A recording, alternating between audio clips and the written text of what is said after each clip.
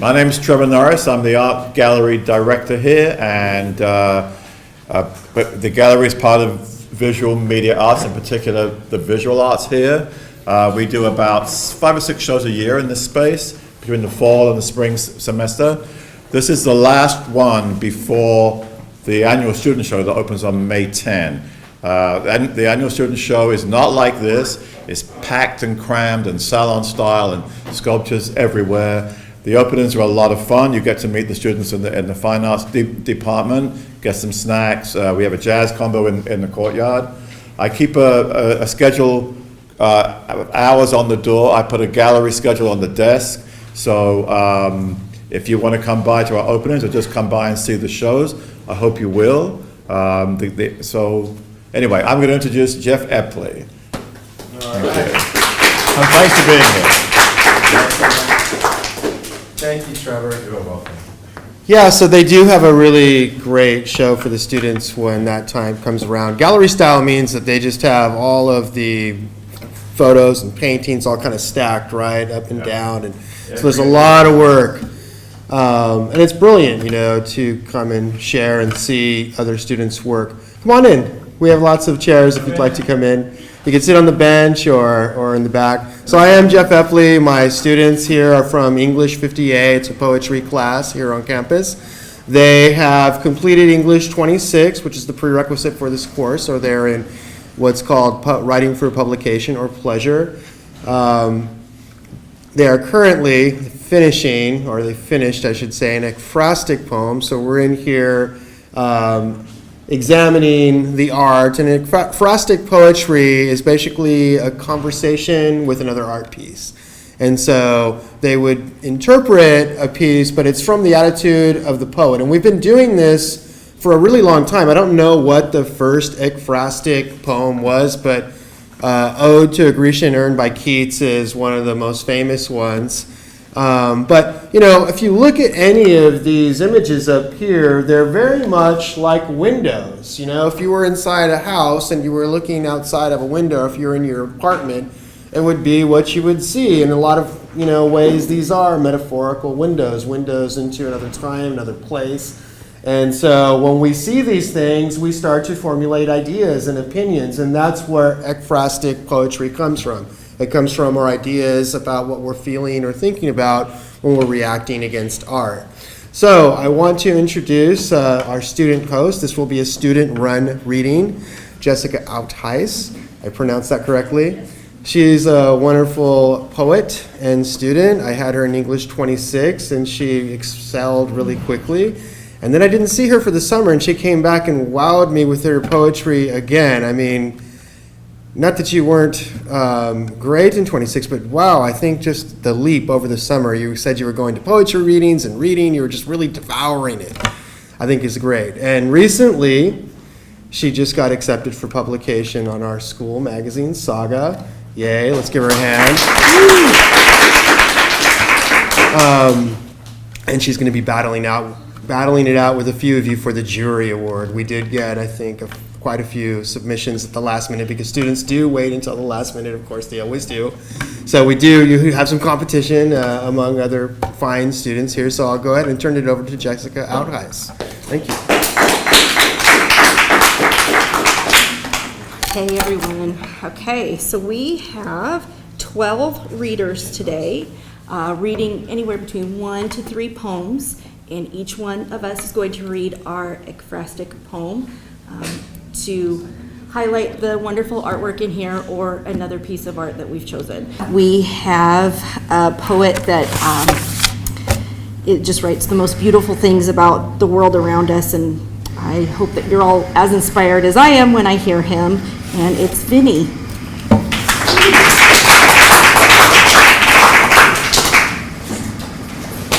Thank you for that. I'm Vinny. This one is called How to Take a Trip. Acquire your sacred ticket. Pack your inhibitions and sanity nice and neat away behind your eyes.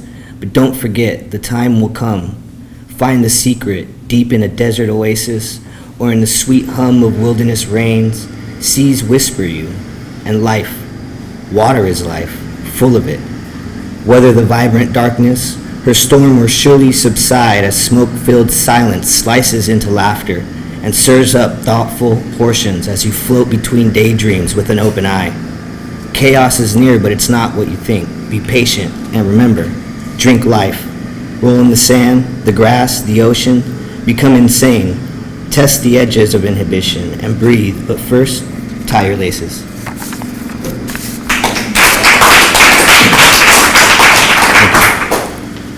This one is called Asleep. Dead as the autumn leaves and falling velvet petals that once were a rose, now just decomposing feed for fungi. Dead as dandelion seeds drifting through purgatory, as the saltiest sea or a sweltering valley, a chopped evergreen or plucked tulip in a wildfire's aftermath. Dead as my last meal, as soulless psychopaths conspiring. Dead are the liars and cheats that run our money and the battery of an uncharged phone. Dead are the distant glints in midnight's ocean and past trends, and even some family and friends. It's time to wake up and live.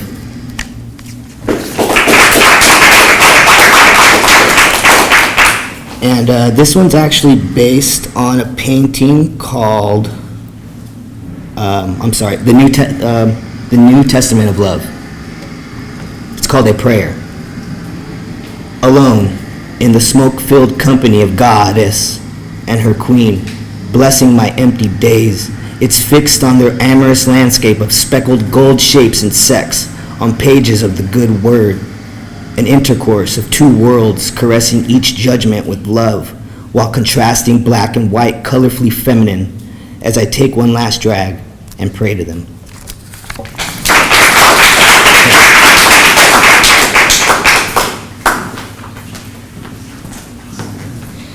I think the perfect poet to follow that up is the gentleman of our class, for sure, Mr. Daniel Burdett.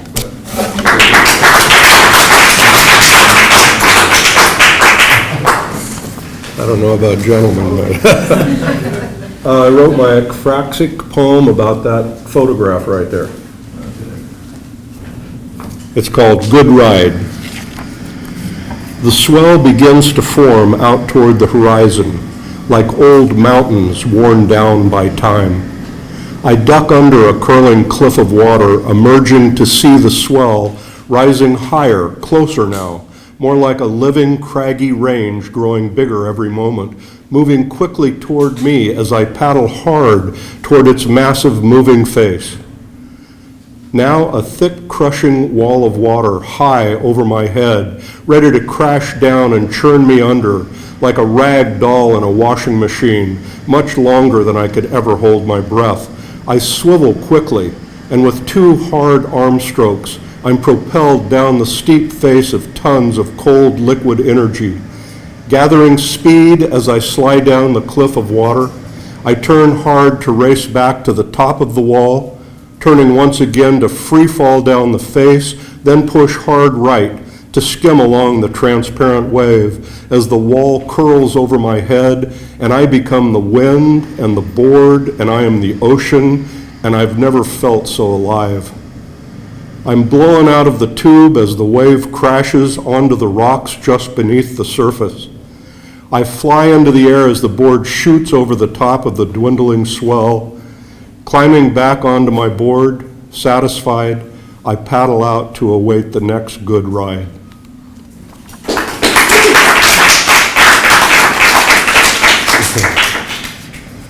And this is a poem that I wrote. Some of you have heard it before, but this was right after the presidential election in 2016. It's called California. I used to fly the Stars and Stripes occasionally on Memorial Day and the 4th of July, whenever it felt right. That flag doesn't fly anymore. Grace and humor and beauty have departed. Bloated arrogance, puffed up pride, and greed swirl in the air. When Bush invaded Iraq, my flag was temporarily stolen by those who wanted war. I got it back then and raised it higher over a sign that read, "No war." As the orange one and his billionaire buddies slowly dismantle my America, I fly a new flag, a flag of welcome, of clear skies, of resistance. Bright stars and red stripes rest for now, while a golden bear waves and sharpens her claws.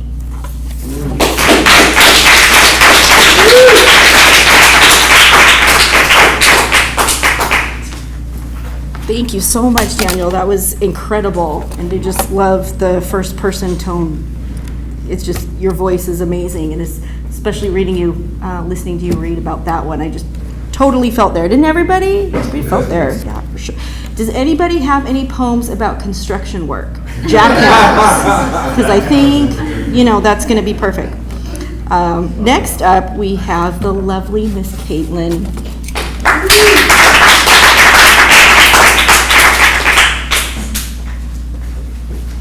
Hello. So my poem is in response to this lovely photograph right there by Nolan Hall. He titled it Feet 2013, and the title of my poem is called This Time These Feet Always Filthy. I think you can tell the difference between people who wear shoes and those who don't. None better than the other, but maybe one has a plan and the other doesn't. Bare and smothered in sand, filthy and ridden with experience. Almost a sexual escapade when trotting through an ocean's shore. Remnants of weathered inland rock takes its place aimlessly amongst the backs of our legs. We track with us breadcrumbs of the ecosystem. Whether the grain of sand has come from quartz, volcanic rock, or the fragments of once shelled sea life, we can find ourselves barefoot or strapped in shoes, still stepping on the same good-looking adventure. Not just a pastime, but a way of life. Blending ourselves in with the ocean's horizon, injecting colors of orange and pink until it all comes to a halt. Then we can find ourselves sitting with friends under a dark sky, talking and worshiping the brilliance of the day that brought filthy feet.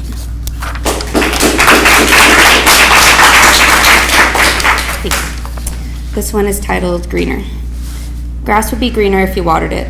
People would be stronger if you fed them. Drinks would be greener if they were Irish whiskey. Drinks would be stronger if you drank them straight. Keep drinking and watch how you can bend time. Time would stop if you died, or maybe if you killed it.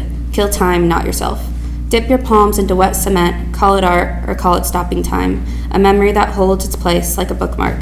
Ask it a question and it will answer. 1999 in Lake Arrowhead, mom and dad admiring the greenery. If time was a person, I bet it would be lonely, drenched with memories but belonging to them, and us belonging to time.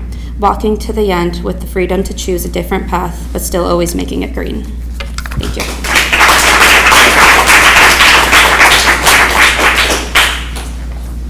Thank you, Caitlin. You are a great young poet, and every poem you write just gets better and better and better. You're just going to go right up to the sky. And along with you is going to come Michaela, because she too is a wonderful young poet. So come on.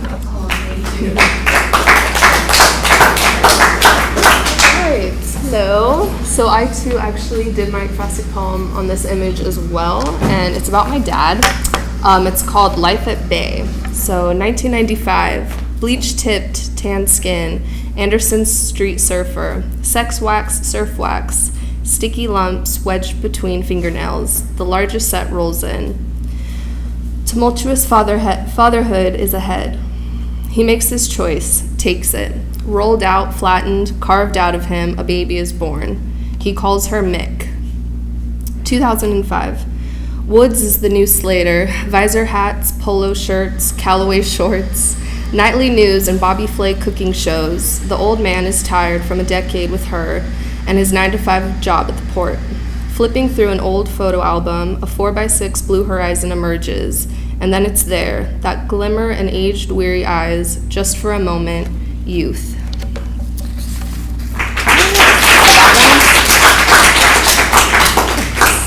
That one was about dad. This one is about mom, and I know a lot of you guys have already heard this, but it's called What I Learned from My Mother. It's inspired by Joan Job Smith's What I Learned from the Movies. When I speak to anyone, it's okay to sound a little ditzy. Honestly, Mickey, it works every time with the customers that come in. It makes you relatable that you can make fun of yourself, and you'll get big tips. When I open up and tell her about personal experiences with boys, I will expect to hear the story about Tony from that one party at Joel's and some Long Beach apartment that took place at a time in the 90s when punk wasn't dead and I wasn't even a thought yet. I'll hear all about Iggy Pop, how music is no longer like that anymore, and how Tony moved on to get it from someone else since my mom wasn't easy. When I forget what I was even talking about to begin with, she won't remember either and will keep driving.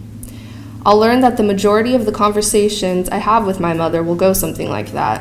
When my sister is in town from Utah, our mom will try her hardest to overcompensate for her inconsistent absence and presence all throughout both of our lives. I'll also learn how favoritism works, what it looks like to be a modern nomadic woman trailing from one apartment to the next, 4th and Cherry, 10th and Redondo, Long Beach Boulevard, and I don't remember at this point. Instead of berries and nuts, it'll be boyfriends and stories she's collected and why it didn't work out with any of them. When she shows up to holidays at my grandma's, a little happier than usual, it's not because she's filled with joy and cheer, but plenty of spirits, all right. The empty plastic flasks I find while getting my jacket I let her borrow will prove that sometimes things just don't change. When she takes me out to places like 4th and Vine, since I'm finally old enough to get a drink with her, it won't be because she wants to spend time with me since we haven't seen each other in months, but instead to show off her little mini-me. Maria, oh my God, I remember meeting you when you were a baby, Michaela. I'll learn how to smell really big and pretty while sipping a moderately tasting glass of white wine while listening to a moderately okay punk rock band alongside this teenager that is trapped inside my mother's body.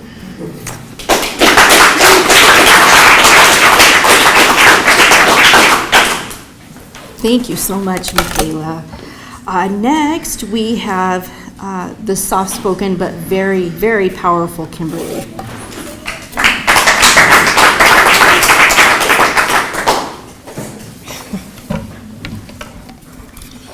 All right, hi everybody, I'm Kimberly.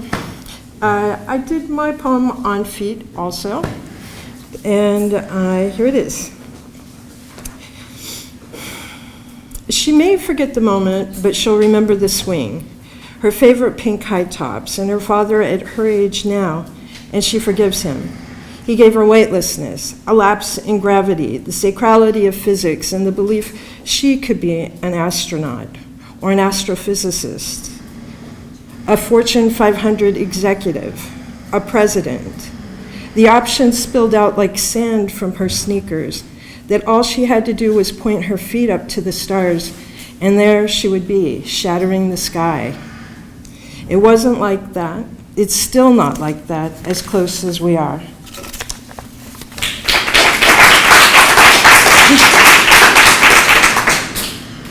The next poem is called Pine Knot Motel. It recently burned down, the one over in, I think it's Newport Beach. So it's called Pine Knot Motel, PCH, 1982. Robert pulled the mirror off the wall and we snorted lines instead of having sex, which was okay because I was a lesbian and wasn't sure I wanted the grime of suntan oil and sand in my crotch or the secondhand bedding pilled and snagging my ass as my 501s felt. But he was so beautiful in that dirty room, I knew I wanted him. He knew the manager, and that scared me a little, so I said I wanted to go home.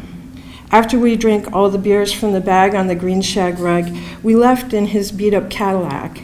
We took our clothes off and drove naked in the fog, so high we were on fire, with nothing to burn except miles.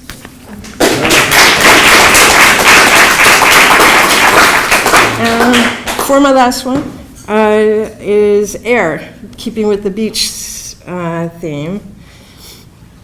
Air. My wife drives to the ocean to run the dogs. They're all wild like whips of wind. Their spirits are kites, tugging the earthbound, constantly trying to lift them, to bring them along. Why does the wild in them not want to be alone? Me, I would run and run, get my speed up, and at that precise moment of knowing, I would jump, lifting my arms up like wings, pushing the air down out of my way, reaching for the very bluest part of the sky, and I would not look back until dinner or something mundane, which is why I'm home, and they're outrunning their spirits ragged, coming in with sticks and shells and heart-shaped stones with the scent of cold, wild air all over their skin and in their hair. Thank you.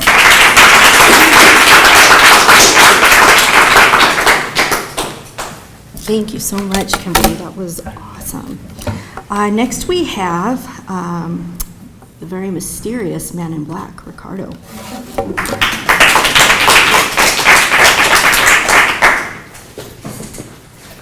Hey guys. So my first poem is actually also an ekphrastic poem about levitated mass. So, you know, when you go to and you see it for the first time and you walk underneath it and you look up and you kind of taunt it, and then when it doesn't budge, you write a poem about it. Ladies and gentlemen, the halls of this poor bastard's misses and missed opportunities are great and vast, and today we will walk down its hollowed, crooked, bloodied floors. On display today is levitated mass. Every regret this failed writer ever helped create, both willing and unwillingly, kicking and screaming. All 22 feet, 340 tons of it, being held aloft by two skinny shoulders, sheer stubbornness, and the unfounded belief that things will work out in the end. Notice the scratch marks all over its base as the artist tried to crawl his way back onto his feet, as delirium from the withdrawals made that fifth night scream and his mind contort. There are carvings near the top of the unbearable mass. Some look like an aging mother, others like sad younger brothers from what we are told due to too many missed birthdays. Lastly, as you walk underneath the piece and you see cemented to the very bottom of it a framed conversation between the artist and his long-lost muse. It reads simply, "Will you marry me?" And the artist's reply, "I still have a lot to do."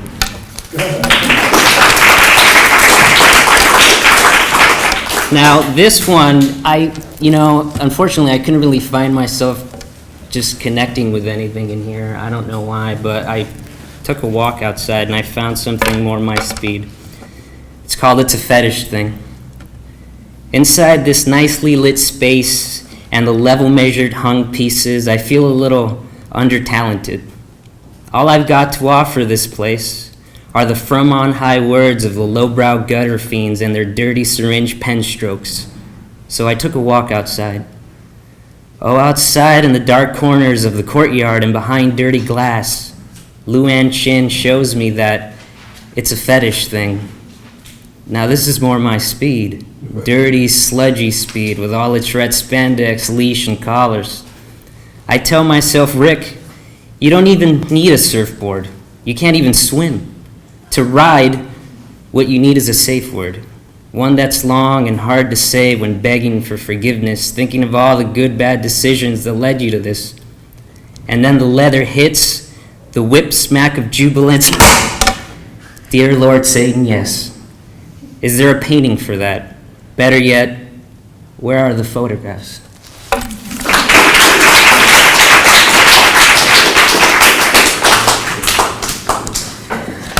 Besides his poetic voice, he just has the most beautiful voice, yes? I mean, he makes things like gutter fiends sound just like silk. I wish you were narrating all of my thoughts. Beautiful voice. This next poet has told us that when she started writing, what came out was poetry, and I'm so glad that it did. This is Susan.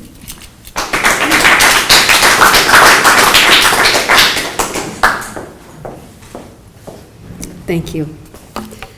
I wrote my ekphrastic poem on this picture right there. It's hard to see, but it's a young girl holding up a drink and celebrating on a hammock. It's called Cabrillo Beach. It was the summer of '73. We piled into an open bed truck before dawn, most of us on the back truck bed. It was cold and cramped, and we loved it. Angel and me, his older sister and her friends, headed for a Puerto Rican festival at Cabrillo Beach. Ice chest full of cheap beer, wine, and liquor, food, and afterthought. We arrived to throngs of colorful, partying crowds. Musicians played congas. Tape players blared salsa, and merengue. The liquor began to loosen us. We laughed and danced, the women leading us, showing us the way, cheering and egging us on. Our bodies gyrating, heating each other, losing ourselves to the crowd and the music as the sun browned our skin. Angel and I, smothered by the writhing bodies, dancing together and with the crowd. Even though I am not Puerto Rican, I fit right in. By nightfall, exhausted and wasted, we jostled for the hammock near the parking lot as the crowd of cars was snaking its way out. Angel and I, his sister and her friends, fought for a spot. Angel's sister made her way to the top of the hammock, a winner that time.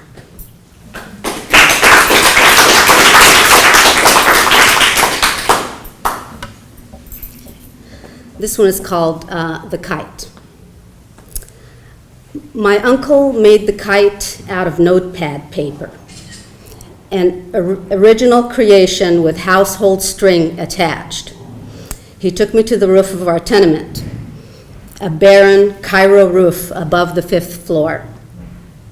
Below, donkeys brayed, horns honked, people walked by, boys played soccer, beggars sat on curbs, hands outstretched. Downstairs, an apartment cramped and messy, full of sadness, people mourning and crying, an infant dead, my brother. At 7 years old, I was in paradise, my uncle all-knowing, all-powerful, the kite a magic carpet floating through the sky. The kite took me places. I was no longer on the roof. I was traveling through space and time. I was in a magical land. It was a beautiful land, and I controlled it. There were no beggars, no sadness. The streets were pristine and quiet. People laughed and played. It was wonderful, without pain. A world without yelling and without death. The kite was my escape route, and my uncle was my chaperone. And when he gave me that string, when I was flying that kite, I was the queen, all powerful.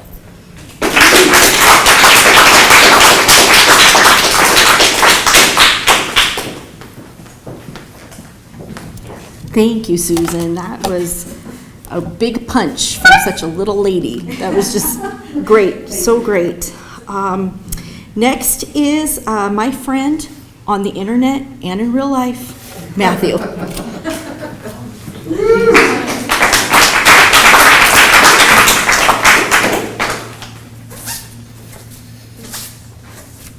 All right, I have a few poems. I want to start with a poem called Facebook Messenger Conversation.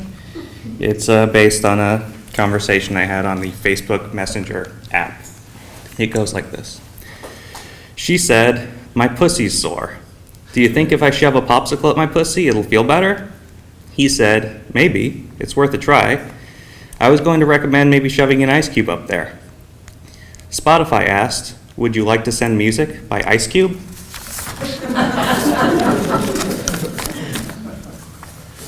This is an ekphrastic poem based on this painting here called 130, 2018 by Greg Martz.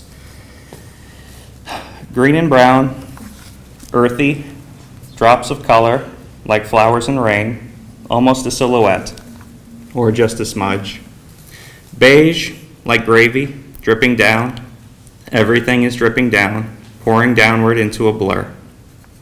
Almost a silhouette of a person, head wrapped in blue fog, or it's nothing at all. Visual noise, empty aesthetics, sound and fury, thrown together by chance and gravity, lovely but absent of meaning, like flowers in rain. So close to being something, almost a silhouette of a person holding flowers, but it isn't. It isn't anything. It's a colorful smudge.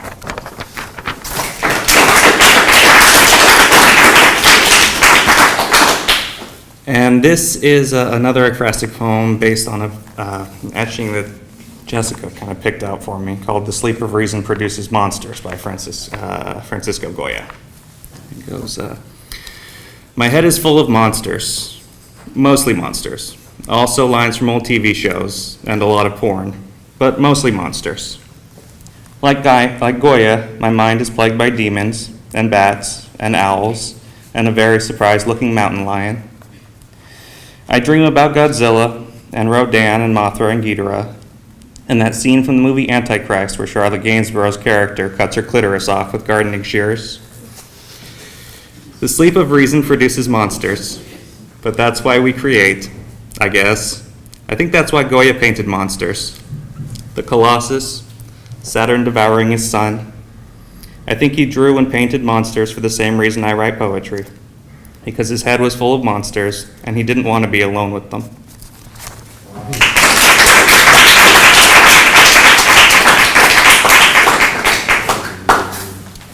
This hostess would like to add that I am not that internet friend from the first poem.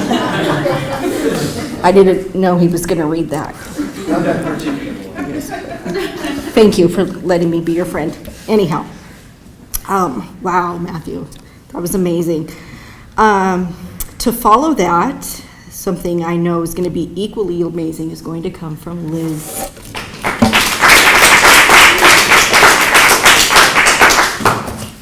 I wrote my first poem about the same piece that you wrote it on. I thought you were gonna write it about the red one, so I'm like, I'll go with the one next to it. So it's titled Flow 130. A million cells contained, holding in an endless sea of emotions, on the verge of erupting. Shades of orange and yellow add joy and depth to the muddy paint. I stand there, not thinking, getting lost in color, submerged in chaos. I let my subconscious guide me in the land of abstract art, where nothing makes sense and everything must be felt. Art alerts my senses. Feelings flowing through my body like colors flow through art, exploding in chaos of contrasting colors in perfect harmony.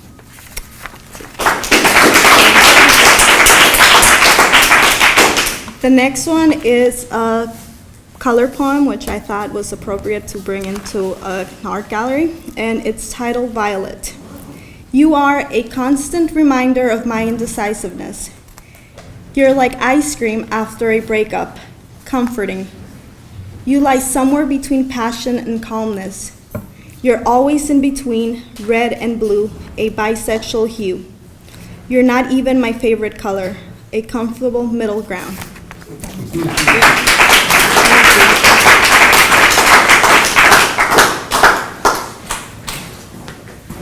Thank you, Liz.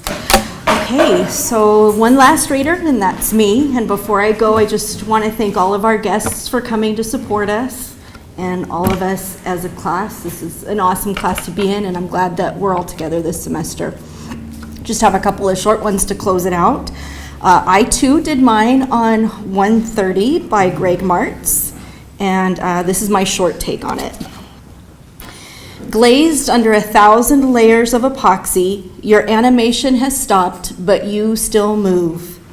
You are 36 obscure faces, peach profiles riding a waterfall of lemon, which drops below frame and view. Pale blue in the middle, hanging high like the Crab Nebula, are you also the shattered remnants of some bygone giant star?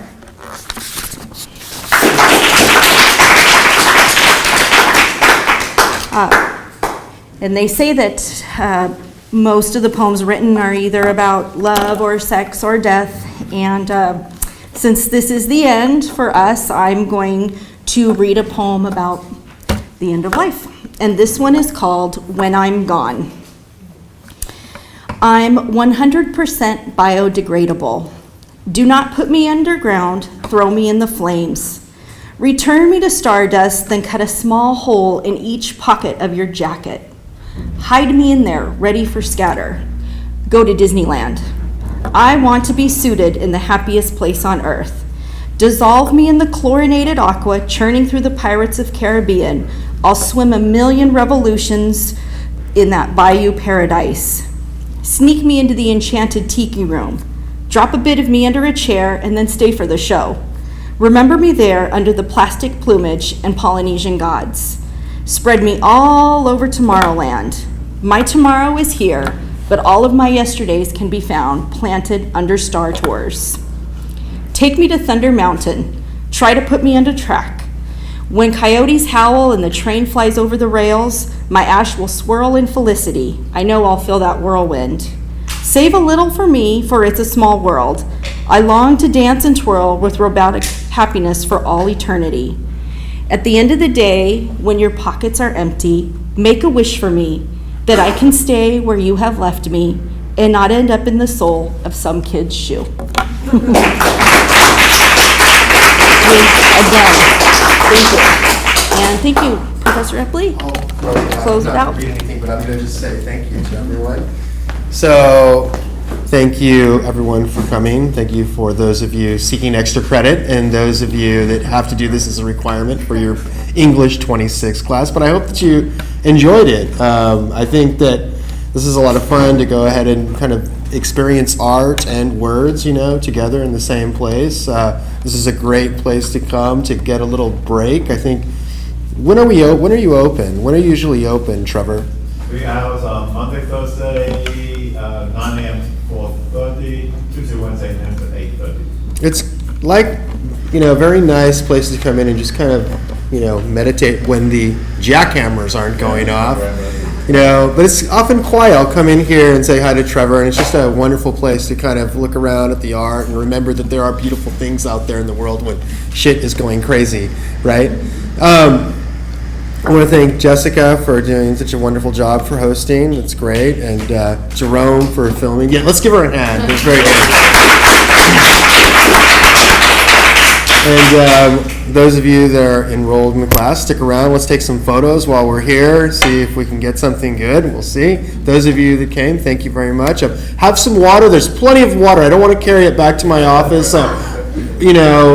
Hydrate. It's there for you. Thanks again, everyone.